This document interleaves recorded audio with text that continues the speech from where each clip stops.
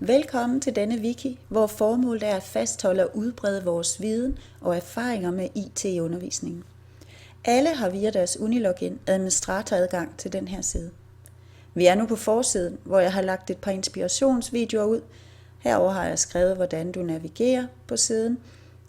Og nederst her har jeg fremhævet en artikel, som netop fortæller om videndeling blandt lærere. Her i venstre side har jeg indtastet alle fag som kategorier for at lette overskueligheden. Herunder er der en nøgleordsboks, eller du kan sammenligne det med tags, som jo fungerer som en hurtig genvej. Når du vil bidrage med et indlæg, så kan du enten trykke her i øverste bjælke på plus nyt og indlæg, eller gå under videndeling og kontrolpanel. Så ruller der en masse muligheder ud her. Jeg går under indlæg, tilføj nyt. Så kommer der en editor, som vi kender fra Intra. Her kan du skrive din overskrift og din artikel her. Du kan også vælge at uploade fra et medie, eller måske importere fra Word.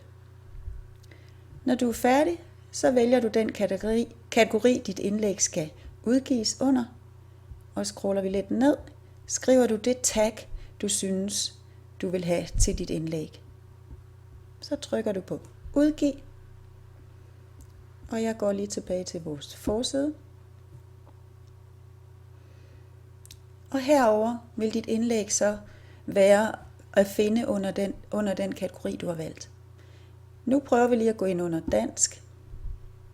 Her ligger der for eksempel et indlæg om billedfortælling. Den kan jeg se ved at klikke her. Når jeg har læst den, så har jeg måske nogle kommentarer eller nogle spørgsmål.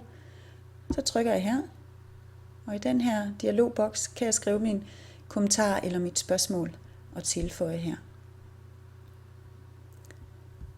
Ja, det er mit håb, at vi med den her wiki kan få et godt redskab til at videndele med hinanden.